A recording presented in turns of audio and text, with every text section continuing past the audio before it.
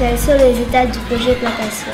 Notre maîtresse nous a proposé de faire un concours, de réaliser un mini-jardin suspendu et une vente de fleurs. On a travaillé sur la graine de quoi elle a-t-elle besoin pour jamais.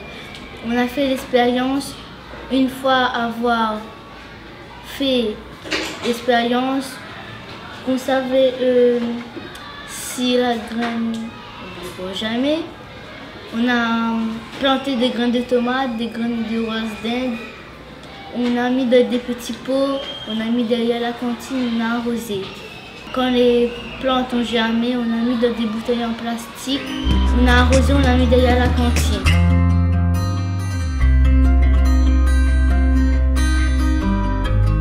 Les maîtres nous peignent les bouteilles en mignon. Nous, on fait le contour des yeux et de la bouche en feutre noir.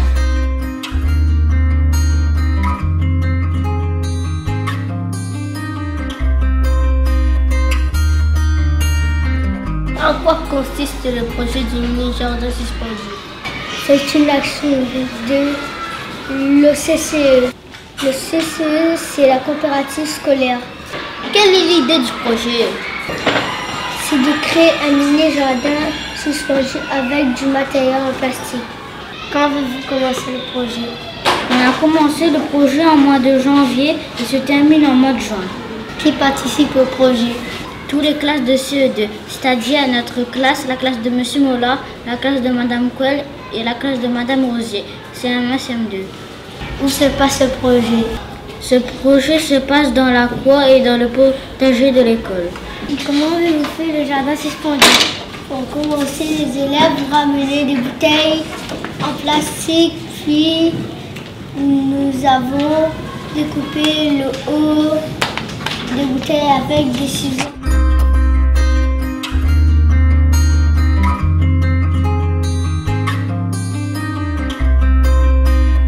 Nous avons fait des trous en dessous des bouteilles avec un fer à souder.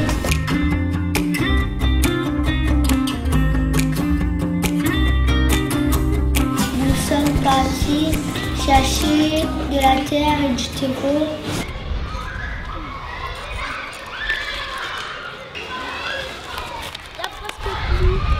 Ensuite, on a fait des petits trous avec nos doigts, on a mis des graines pour faire les plantes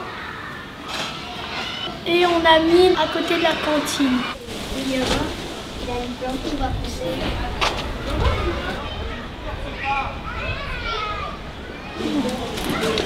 Pourquoi avez-vous mis derrière la cantine? On a mis derrière la cantine parce que c'est le potager de l'école. Krishna, quand est-ce que vous arrosez vos plantes de tomates? Nous arrosons les plantes de tomates tous les matins et tous les après-midi. Krishna, dans votre classe, pour arroser, vous vous êtes organisé en équipe avec maîtresse? Tous les lundis, maîtresse fait des métiers et il y a 3 élèves qui viennent arroser les plantes. 1, 2, 3, 4, 5. 1, 2, 3, 4, 5. On compte 5 secondes pour arroser les plantes, sinon ils vont se noyer. 1, 2, 3, 4, 5. 1, 2, 3, 4, 5. 1, 2, 3, 4, 5. De quoi la graine a-t-elle besoin pour pousser? La graine a besoin de terre, d'eau et de la chaleur. Quelles sont les différentes parties d'une graine? Les différentes parties sont la plantule, le cotylédon et le tégument. À quoi servent les différentes parties d'une graine? Les différentes parties sont la plantule. La plantule, c'est la future plante. Le cotylédon, c'est la réserve de nourriture. Et les téguments, ça sert à protéger la graine. Quand avez-vous fait la sortie? Nous avons fait la sortie le 23 juin. Comment était le trajet en bus? Le trajet en bus était long. Pendant ce temps, les élèves admiraient le paysage. On voyait des chevaux, des vaches et l'usine de canne à sucre. Où s'est passée cette sortie? Ça s'est passé dans la forêt de Bubourg à la plaine des Palmis. Comment s'est passée la sortie?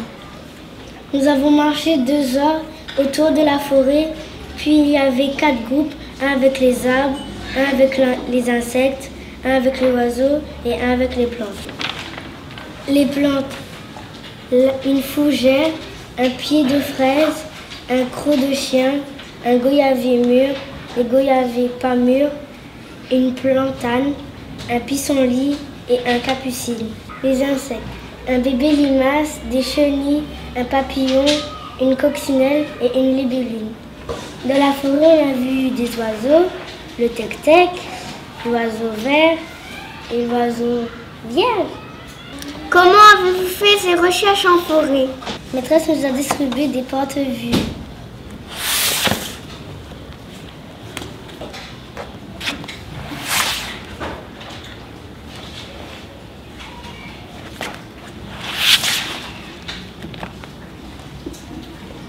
Pourquoi avez-vous fait cette sortie? On a travaillé sur la plante toute la période, savoir qu'est-ce qu'une forêt et qui vivait dedans.